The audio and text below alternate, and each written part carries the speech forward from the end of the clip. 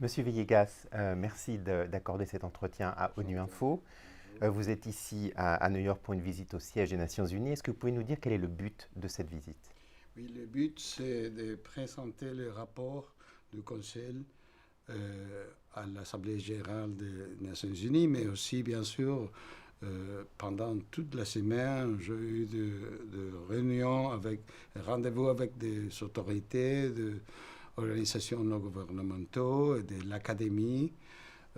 Je fais quelques conférences auprès des universités ici à New York. Et bien sûr, c'est de avoir une interaction avec New York sur ce qu'on fait au Conseil, qui est très important, et spécialement cette année, qui a été, il y a eu beaucoup de défis pour le Conseil. Je suis très, très heureux de ce qu'on en fait. Je voudrais dire à New York ce qu'on fait. Quel est l'état des droits de l'homme dans le monde? Est-ce que vous pensez que les choses s'aggravent? Bien sûr, il y a beaucoup de défis euh, partout. Et ce n'est pas une question d'un pays et des autres pays. Ce n'est pas une question, je crois, et comme président, j'ai eu l'opportunité de voir le monde et les défis partout.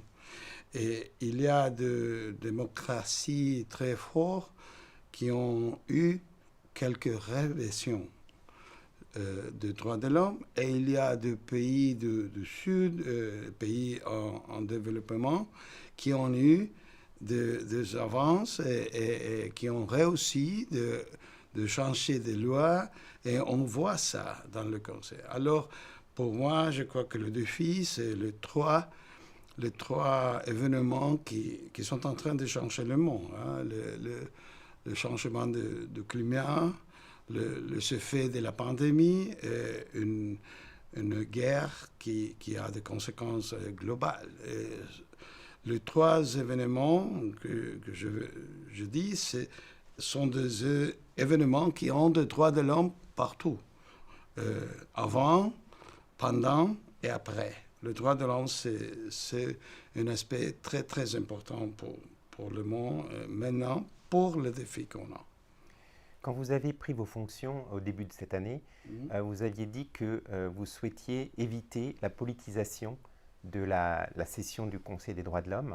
Est-ce que vous pensez que vous avez réussi environ 10 mois après votre prise de fonction?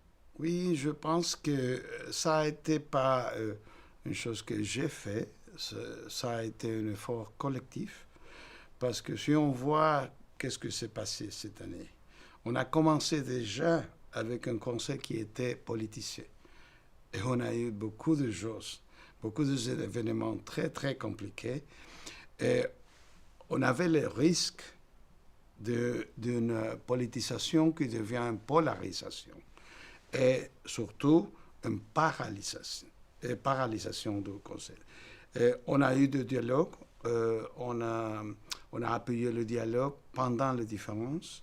Et le dialogue a été très difficile parce que la polarisation au Conseil, ça veut dire nous a donné une ambiance qui n'était pas très constructive. Mais malgré tout, on a approuvé 97 résolutions sur beaucoup de sujets très importants pour les générations présentes et futures, sur technologie, sur l'environnement, et bien sûr toutes les situations de droits de l'homme qui sont pendant la tension du Conseil, qui sont graves situations. On a renouvelé les commissions d'enquête.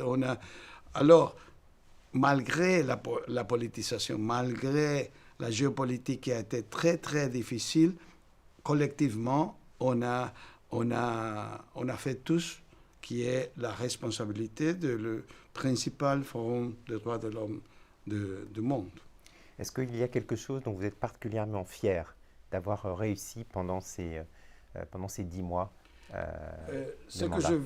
viens de dire, c'est une, bien sûr, parce que j'étais le capitaine d'un bateau pendant un orage très difficile. Et j'ai eu beaucoup de pression d'avoir tout le poids en face ou derrière. Et je fais que le bateau marche. La décision, c'est la parité de genre. J'ai décidé d'avoir un message très fort cette année sur la parité de genre.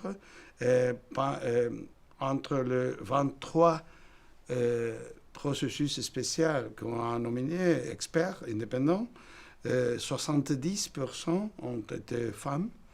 Et je crois que ça, c'est une chose que je suis fier.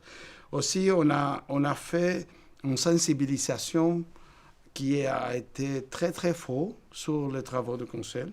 Le Conseil des droits de l'homme est devenu cette année un des organes intergouvernementaux de tous les systèmes des Nations Unies avec la plus présence dans les réseaux sociaux. Ça, c'est pour que, je pense, parce que les personnes s'est identifiées sur qu'est-ce qu'on fait au Conseil. Et c'est pour ça qu'on a fait une sensibilisation systématique et stratégique pendant l'académie, pendant les think tanks. Et aussi, on a eu pour la première fois un conseil des droits de l'homme pour les enfants et avec les enfants. Et ça a été une expérience formidable que je crois que sera un classique de toutes les années parce que l'évaluation d'avoir les enfants dans les conseils en exprimant ce que sont les défis qu'ils veulent pour le futur, pour la protection des droits humains, a été une expérience très, très, très bonne. Monsieur Villegas, merci d'avoir répondu aux questions de NUINFO. Merci beaucoup. Merci beaucoup. Merci beaucoup.